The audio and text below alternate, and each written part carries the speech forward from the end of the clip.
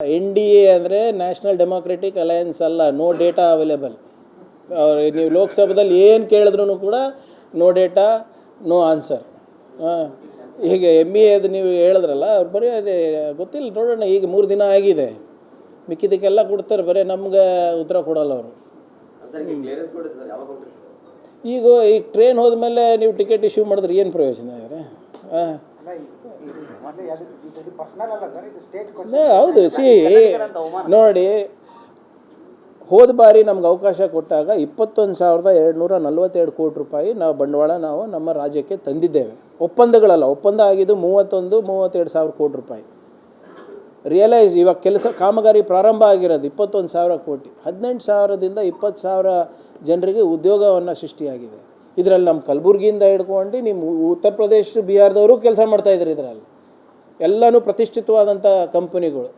Lam research ಅಂತೆ, ನಿಮ್ಮ applied materials, ಫಾಕ್ಸ್ಕಾನು, ಇವೆಲ್ಲನೂ ಮಾಡಿದ್ವಿ. ಬೋಯಿಂಗ್ ಅವರು, ಏರ್ಬಸ್ ಅವರು. ಬಟ್ ಇದನ್ನು ಅವ್ರು ಅರ್ಥ ಮಾಡ್ಕೋಬೇಕಲ್ಲ, ಕೇಂದ್ರ ಸರ್ಕಾರ. ಅಲ್ಲಿ ಹೋಗಿ ನಾವು ಬರೀ ಪ್ರಿಯಾಂಕ್ ಖರ್ಗೆ ಅಂದರೆ ಯಾರು ಗುರ್ತಿದ್ದೀವಿ? ಮಿನಿಸ್ಟರ್ ಫ್ರಮ್ ಇಂಡಿಯಾ ಅಂತಾರೆ ಫಸ್ಟು, ಅದಾದಮೇಲೆ ಕರ್ನಾಟಕ, ಅದಾದಮೇಲೆ ಬೆಂಗಳೂರು ಅಂತಾರೆ. ಇದು ಈ ಅವಕಾಶವನ್ನು ವಂಚನೆ ಮಾಡಿರೋದ್ರಿಂದ ನನ್ನ ಪ್ರಕಾರ ಇನ್ನೂ ಸಂಪೂರ್ಣ ಮಾಹಿತಿ ಬಂದಿಲ್ಲ. ಇವಾಗ ಶರತ್ ಬಚ್ಚೇಗೌಡರು 3 ದಿನದಲ್ಲಿ ಬರ್ತಾರೆ. ಬಂದಾಗ ನಾವು ಲೆಕ್ಕ ಹಾಕ್ತೀವಿ. ನನ್ನ ಪ್ರಕಾರ ಈಗಾಗಲೇ ನಾವೇನಿಲ್ಲ ಅಂದರೂ ಒಂದು 15,000 ಕೋಟಿ ರೂಪಾಯಿ ಕಳ್ಕೊಂಡಿರ್ಬೋದು. 15,000 ಕೋಟಿ ಅಂದರೆ ಒಂದು 3,000 ಜನ, 4,000 ಜನದ ಉದ್ಯೋಗ. We will see. ನಾವಂತೂ ಬರೆದಿದ್ದೀವಿ, ಮಾನ್ಯ ಮುಖ್ಯಮಂತ್ರಿಗಳು ಕೂಡ ಹೇಳಿದ್ದೀವಿ. ನನ್ನ ಮಾಹಿತಿ ಏನಿದೆ ಅಂದರೆ, ನಮ್ಮ ನೆರೆ ರಾಜ್ಯದ ಉಪಮುಖ್ಯಮಂತ್ರಿಗಳು ಕೂಡ ಅವರು ಕೊಟ್ಟಿಲ್ಲ ಅಂತ ಬಂದಿತ್ತು. ಬಟ್ಟಿ ಸಾಹೇಬ್ರಿಗೆ ಕೂಡ ಕೊಟ್ಟಿಲ್ಲ, ತಮಿಳ್ನಾಡಿನಲ್ಲೂ ಕೂಡ ಕೊಟ್ಟಿಲ್ಲ ಅಂತ ಬಂದಿತ್ತು.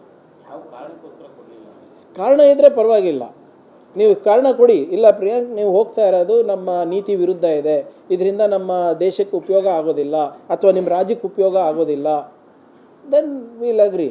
No reason. ಈಗ ಯಾವ ರೀಸನಿಗೆ ನೀವು ನಿರಾಕರಣೆ ಮಾಡಿದ್ದೀರಾ ಗೊತ್ತಿಲ್ಲ ನನಗೆ.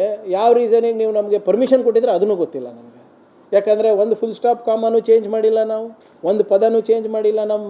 ನಮ್ಮ ಉದ್ದೇಶಗಳು ಬದಲಾವಣೆ ಆಗಿಲ್ಲ, ನಮ್ಮ ಮೀಟಿಂಗ್ಸ್ಗಳ ಬದಲಾವಣೆ ಆಗಿಲ್ಲ.